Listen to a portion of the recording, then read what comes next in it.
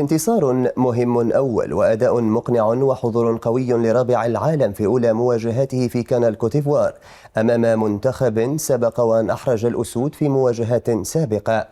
وللحديث وتحليل مباراة المنتخب الوطني أمام نظيره التنزاني يحضر معنا المحلل الرياضي محمد الحيمر. سيد الحيمر، أهلا بك. شكرا الأخ محمد، وتحية لجميع مشاهدي تيليمار. مرحبا بك. إذن سيد محمد، انتصار مهم، 3 نقاط أولى مهمة في كان الكوتيفوار. ما هو تقييمك العام بعين المحلل الرياضي لهذه المواجهة؟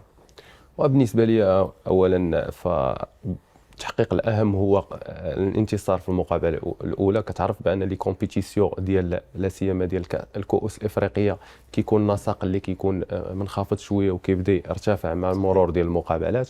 فالشيء الإيجابي أنه هو الانتصار في المقابلة الأولى. فكنظن بأن ما واجهناش واحد الخصم اللي هو اللي شكل علينا واحد ما كانش على المنتخب الوطني. فشفنا بان تدبير وتسيير المقابله فكان من جانب المنتخب المغربي فكان اكثر فاعليه. شفنا بان المنتخب التنزاني دخل المقابله وكان الهم ديالو انه يكون واحد اندفاع بدني ويكون كان تكتل دفاع وكان رجع للوراء وكان كينتظر الهجمات المرتده. فشفنا ان حتى المنتخب التنزاني كان طري اغريسيف على مستوى الاندفاعات البدنيه. صحيح. فشفنا بان الحمد لله ان اللاعبين الامس ما تصاب حتى شي لاعب. فبالتالي انا مجمل يعني الخلاصه ديال المقابله فانا التحقيق الاهم باقل مجهود. باقل مجهود هذا هو اللي نعم. انتصار منتظر متوقع يخفف الضغط على المنتخب الوطني. هل تعتقد ان هذه المجموعه التي سبق وان كانت رابعه كأس العالم قادرة على تحقيق ربما ما فات المنتخب في سنوات سابقة، خصوصا وأن المدرب وليد الركراكي لا يعتمد على أداء استعراضي نوعا ما، يعتمد على النتيجة وعلى الأداء الواضح؟ فأعتقد بالنسبة لهذه المجموعة فمن أحسن الأجيال اللي مرت في تاريخ المنتخب الوطني.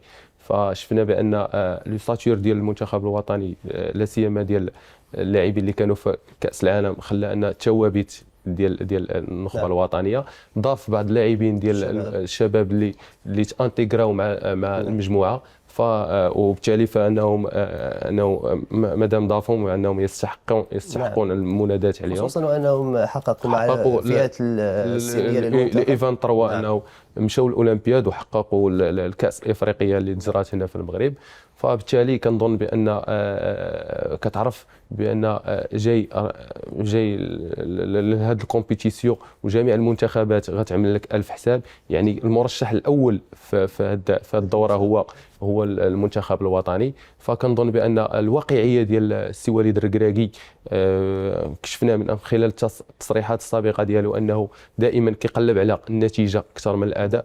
فشفنا بان النخبه الوطنيه مشاو لهذا الكوت ديفوار ب10 ايام قبل الكومبيتيسيون، فهو شيء ايجابي باش يتاقلموا مع الاجواء، لا سيما كنعرفوا بان الحراره والرطوبه والطقس. فبالتالي انا شفنا بالامس بان ما تاثروش بدنيا، وهذا اللي كنا كنتخوفوا منه انه في الاخير ديال المقابله انه ينزل المستوى البدني. ولكن الحمد لله تبين بان كان هناك استعدادات اللي كانت مكثفه، وكنظن بان احنا متفائلين بان المنتخب الوطني قادر على تحقيق نتائج ايجابيه.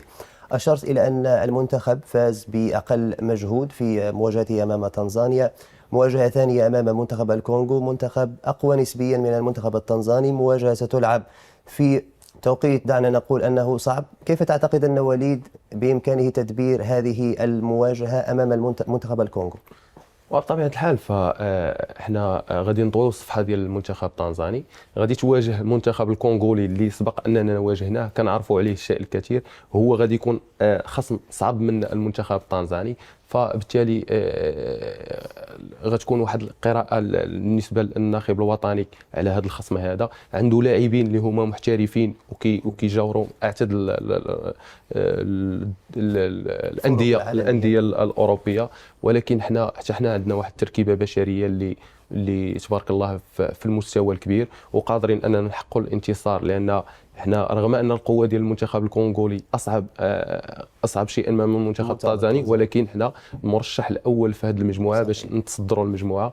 فكنظن بان الاشكال اللي كاين هو غادي تواجههم في الثانيه ظهرا، فغيكون واحد الرطوبه اللي هي عاليه، ولكن مع الاعداد البدني ومع التاقلم ديال اللاعبين مع الاجواء المحيطه في الكوت ديفوار، فقادرين اننا ننتصروا في هذه المقابله بنتيجه واداء ان شاء الله. نتمنى انتصار المنتخب وتحقيق 3 نقاط أخرى والتأهل مباشرة إلى الأدوار المقبلة. شكرا لك المحلل الرياضي محمد الحمر، شكرا جزيلا لك.